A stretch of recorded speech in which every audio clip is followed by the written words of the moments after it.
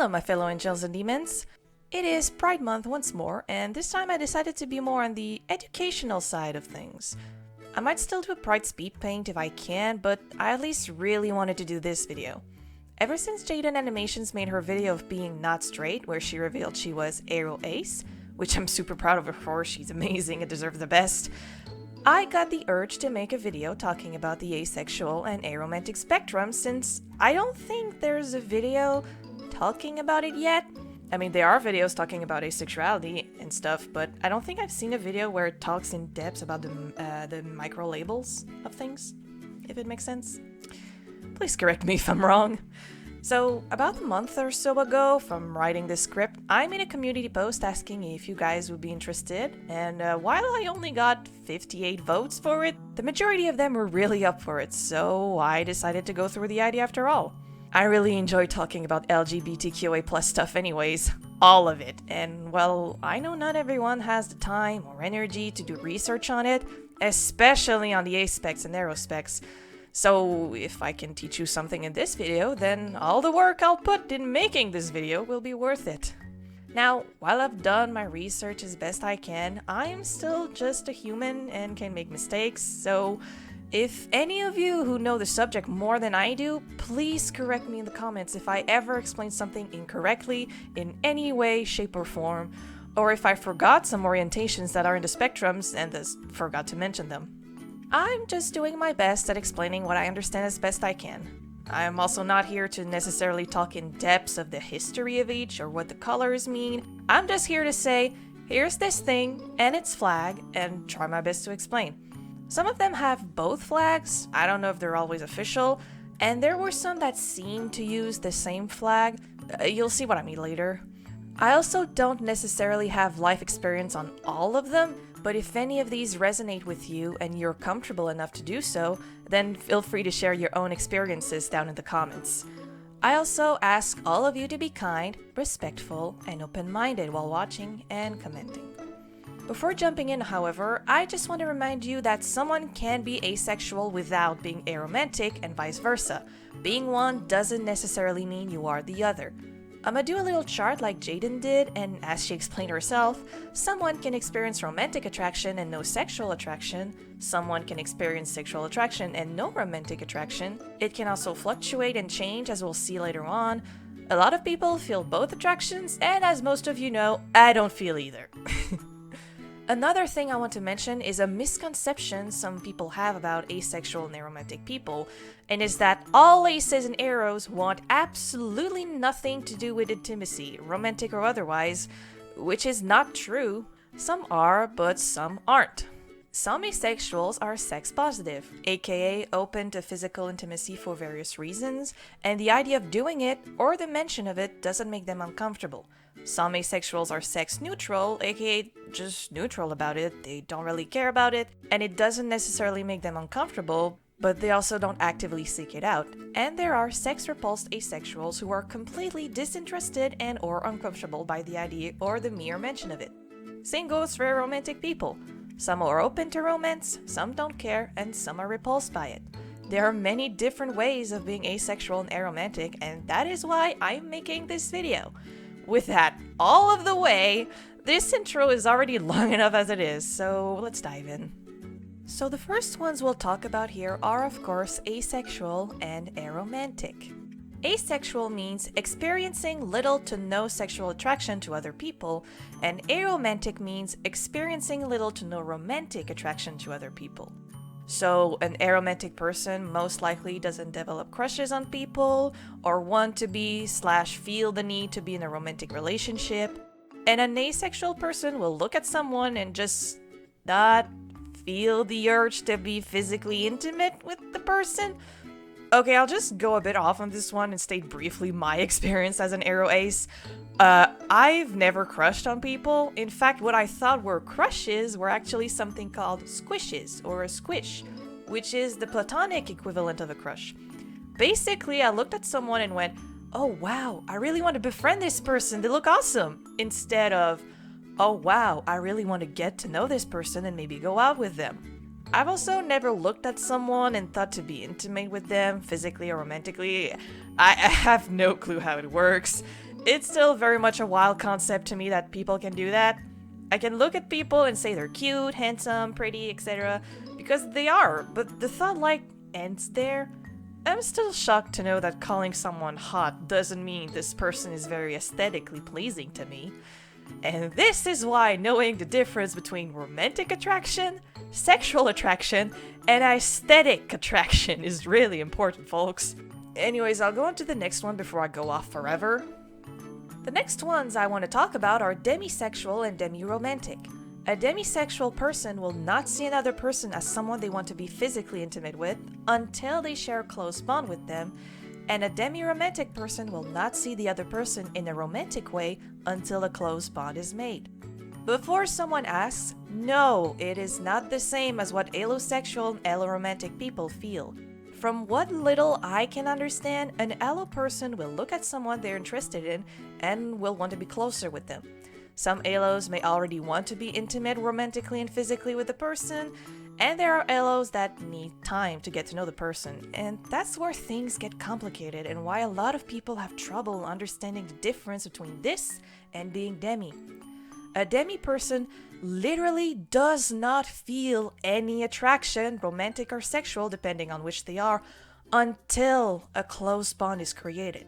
How to explain? An allo person taking time to know a person could possibly already see them as a possible partner, depending on how things go. I think it's very hard to explain something I do not feel. While demis will not see the other person as a possible partner before the bond is made. It's only after the close bond between them is made that they will see the other person as a possible romantic partner and or want to be physically intimate with them. Unfortunately, there are a lot of people who don't understand the difference, so that's why I'm here, trying my best to explain the difference. Is it complicated? Probably, but to all my demi folks out there, I see you, you're valid, and I love you. Next up are Greysexual and Agroromantic. Now, there are multiple reasons as to why someone identifies as Greysexual or Agroromantic. There isn't just one way to be gray, the same way there isn't just one way to be asexual or aromantic. It's a spectrum for a reason. Agroromantics are people who feel low amounts of romantic attraction, rarely feel romantic attraction, only feel romantic attraction under specific circumstances, or aren't sure if they experience romantic attraction or not, etc. Greysexuals are basically the same thing, except you replace the words romantic attraction with sexual attraction. They are the gray area in a sense, like a gradient of color, except instead of colors, it's an orientation. I think. Correct me if I'm wrong, please. I unfortunately don't have a life experience to give as an example, but from my understanding, if I were to describe it in a very simple manner, I would say that Greysexuals and Agroromantics are people that experience sexual or romantic attractions sometimes. But there are many different ways and reasons of being gray, and who am I to stop them? Keep being, you guys. You're amazing as you are.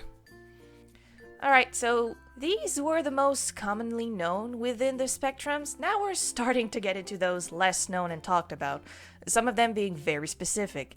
And we'll start up with Freesexual and Aromantic. Freesexual means someone who experiences sexual attraction towards people they don't know very well, and Aromantics are basically that, except you change the word sexual to romantic. Basically, they feel sexual or romantic attraction towards people they don't know, but that attraction will fade away over time as they get to know the person, especially if they form a bond with them. They're in a sense like the opposite of demis. Demis will feel attraction once they form a bond, while Freys will stop feeling the attraction once they form a bond. If you're watching this and relate to this, I hope you know you're valid, homie.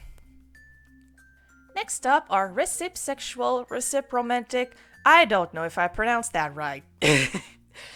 A recepsexual person is someone who will only experience sexual attraction once they realize that the other person is sexually attracted to them and they realize they like the person back. And a recipromantic person will only experience romantic attraction once they realize the other person is romantically attracted to them and they realize they like them back. If they don't like the person back, they probably don't feel the attraction, I'm assuming. I think this one is pretty self-explanatory. You basically don't feel any attraction until you realize someone feels that way about you, and if you reciprocate their feelings, well, that's when you feel the attractions. Definitely can't relate, but I think it's neat. Also, I think the flags are pretty pinko-boo. The next ones I'll talk about are Aquasexual and Agroromantic. Again, I don't know if I pronounce it right. Copiosexual. Aquasexual means someone who may experience sexual attraction but they do not want it to be reciprocated, and Agroromantic is someone who may experience romantic attraction but they don't want it to be reciprocated.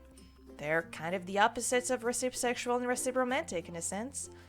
It may be because they feel uncomfortable at the thought of someone being attracted to them, or they just lose that attraction when they learn someone is reciprocating it. There are different reasons to identify as Aquasexual or Aquaromantic.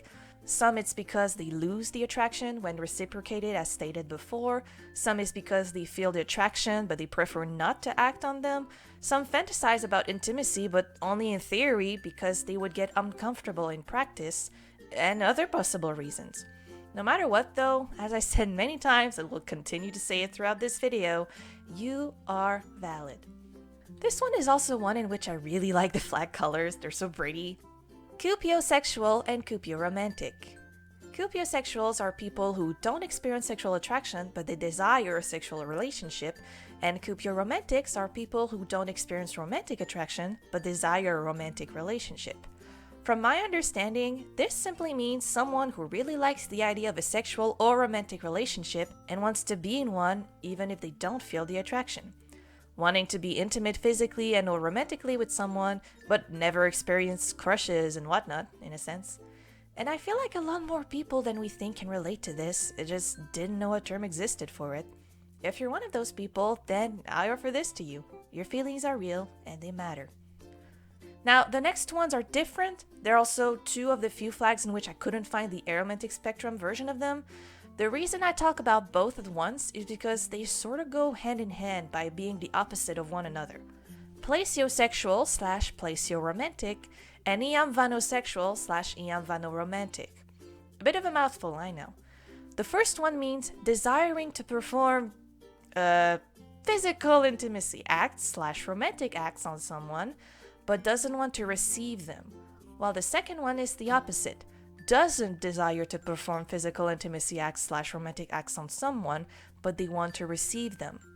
Plasiosexual is not the same thing as being dominant or something, and Iamvanosexual is not the same thing as being selfish or submissive or anything of the sort. Plasiosexual people may be either sex neutral or sex repulsed when it comes to have the acts performed on them, while Iamvanosexual folks may be sex neutral or sex repulsed when it comes to perform the acts on others. It's the same thing for plasioromantic and Iamvanoromantic people, except of course you change the words for romantic acts. No matter what, however, it's important to know your partner's feelings on the matter and respect them. And to my Plasio and Iamvano people out there, like everyone in this spectrum, you guys are valid and you guys are loved. The next one is one I really enjoy, both due to the definition and also their names. Quasexual and Quaromantic. Qua is literally the French word for what, and one of the alternative names for these two are what the fuck sexual and what the fuck romantic, and I'm not even joking, look it up if you don't believe me, but I swear it's true. Anyways, Quasexual and Quaromantic can be seen as sexualities, but they're also umbrella terms.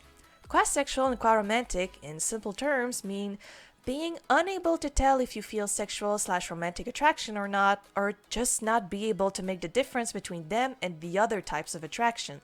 If we go more specific though, here's a little list of Quasexual / Quaromantic possible experiences. 1. Being unsure what sexual or romantic attraction is, and therefore being unsure if one has experienced it or not. 2. Finding the concept of sexuality / sexual / romantic attraction to be inaccessible, inapplicable, or nonsensible. 3. Being unable to understand sexual and or romantic attraction as a concept or a feeling. 4. Disidentifying with the concept of sexual and or romantic attraction either as a social construct or as something potentially applicable to oneself. Sexuality is a social construct. 5. Questioning one's sexuality for such a long time that the questioning itself becomes their sexuality rather than a path towards any other identity. And 6. Having a difficulty distinguishing sexual and romantic attractions from other types of attraction. I'm probably biased because, God, all of these are moods, but I love this one so much.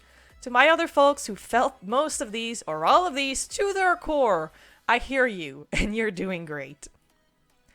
The next one I'm talking about is a subset of Quasexual and Quaromantic, like it sort of overlaps, and it's also one of the few flags that seem to use the same one, or if there's one for the romantic spectrum, I couldn't find it. Anyways, Idiom Sexual and Idiom Romantic. Idiom Sexual is not being able to tell the difference between sexual attraction and platonic attraction, but you can differentiate the two using other factors, while Idiom Romantic is not being able to tell the difference between romantic attraction and platonic attraction, but again, you differentiate the two using other factors. Basically, the person will use other factors like compatibility, emotional closeness. If the person is idiom romantic, they could use sexual attraction as a factor, or vice versa if someone is idiom sexual. So while it's similar to quasexual, unlike it, idiom people can differentiate between other types of attraction. It's just that they need outside factors to make that difference. Otherwise they can't, I'm assuming. That's my understanding of this anyway, and people who feel like this are just as valid as anyone in this spectrum. Next one is one that I know for a fact is not only a sexuality, but it can also be a gender identity. And since it's a label not known by many people, I'm definitely talking about both in here. I'll start with the sexuality first, and then we'll talk about the gender identity.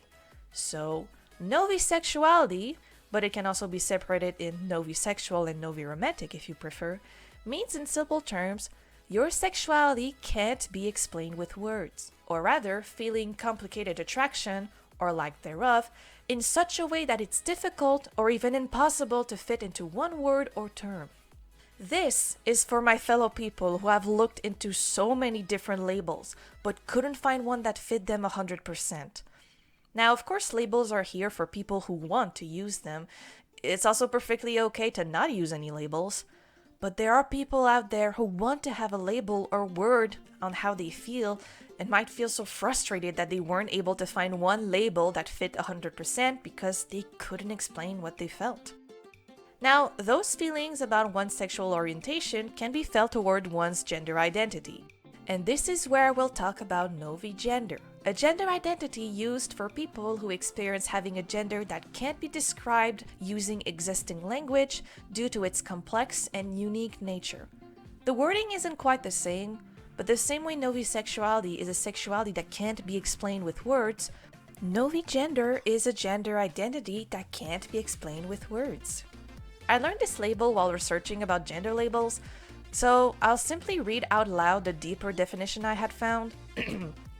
Novi gender, or novo gender, is a gender in which one's gender experience, or lack thereof, is complicated in such a way that it is difficult or impossible to fit into one term. Novi gender falls under the umbrella of pomogender, which is defined as a gender in where one denies or does not fit any labels for any particular gender. A pomogender person may know they are not cisgender, but cannot or is not interested in specifying their gender. This label is one I don't think is well known, so that's why I'm talking about it here, because I think it's really important to know about it, especially for the people who feel this way, but had no label to explain it. If any of this spoke to any of you, your feelings matter, and you're not alone. I can assure you that. Okay, while doing my research for this one, it said it's sometimes considered part of the spectrum, and I'm over here like, yes, it's a part of it. I do not agree with the sometimes. Anyways, another one in which I couldn't find the romantic spectrum version of the flag, but it's a pretty flag nonetheless. It kinda looks like a watermelon. Agrosexual and Agroromantic. Agrosexual refers to someone whose sexuality is fluid and or changes over time, while Agroromantic refers to someone whose romantic attraction is fluid and or changes over time. To give an example for agrosexuality, someone could feel homosexual attraction one day, then feel asexual the next, or bi, or poly, etc. Now, we all know labels can change and one's sexuality can shift as they figure things out with themselves as they grow, but an Abro person's sexuality changes more frequently. It can be over the course of hours, days, months, or years. The frequency of time is different from person to person. Some can be more erratic, while some can be more regular in their attraction shifts. Some Agrosexual people may be fluid in all sexualities, while some are simply fluid in a few. Take everything I've said so far and change the word sexual for romantic, and you basically have the meaning for Agroromantic. I hope I explained this one well. Honestly, I just hope I've been explaining all of the attractions so far well. I'm trying my best. And hey, to the people who felt called out here, I hope you know that it's okay and that you're valid. Have I said those words 100 times already yet? Probably, and I will do it again because I mean it. You're valid. Next one, I had no clue which flags were the official ones, so I just decided to take them all. Aseflux and Aeroflux. Aseflux means someone whose sexual attraction fluctuates between levels of asexual and allosexual, and Aeroflux means someone whose romantic attraction fluctuates between levels of aromantic and alloromantic. Basically, their attraction is fluctuating between experiencing the attraction to not experience it at all. Depends on the day in a sense. Honestly, the whole color gradient but it's an orientation bit I talked earlier fits here too. If I take back the chart, how they feel kind of looks like this, where it slides from feeling the attraction to not feel it at all, and the intensity of feeling the attraction or not fluctuates as well. I think it's neat, and of course, hecking valid. Also, their flags are so fucking pretty. Graded pretty colors go brr. I don't know how long this video has been so far, but we're almost done. Next are Agrosexual and Agroromantic. Am I pronouncing this right? I don't know. Agrosexual. An agroromantic person is someone who enjoys the concept of romance but doesn't want to participate in romantic activities. They may have romantic fantasies, enjoy romance media, etc., but they tend to feel little to no romantic attraction in real life and usually don't desire a romantic relationship.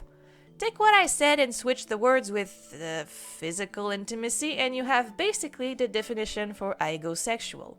Ago people simply enjoy the depiction of the attraction through media or in real life, but don't feel said attraction nor want to have an intimate relationship with someone, and that's okay and valid.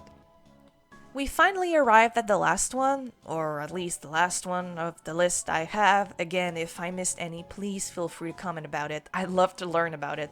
This one is pretty straightforward and will probably be the shortest definition. Apathy sexual and apathy romantic. Apathy sexuals don't experience sexual attraction in any way, shape, or form, and they are also sex repulsed, while apathy romantics don't experience romantic attraction whatsoever and are romance repulsed.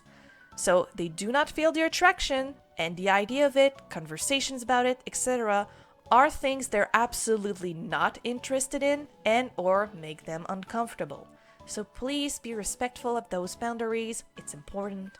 Your feelings matter and they should be respected. And we've come to the end of this video. I hope you enjoyed it. The asexual and aromantic spectrums aren't nearly talked about as much on media, and all of these identities are valid and deserve to be known. And hey, if I managed to teach you anything throughout this video, then my job is done. Please feel free to share the video if you want to show someone about the spectrums. The more people who know about it, the better. I hope I managed to explain them in a way that is understandable. I really tried my best to do so. And again, if I made any mistakes in any way, shape, or form, please don't hesitate to correct me in the comments.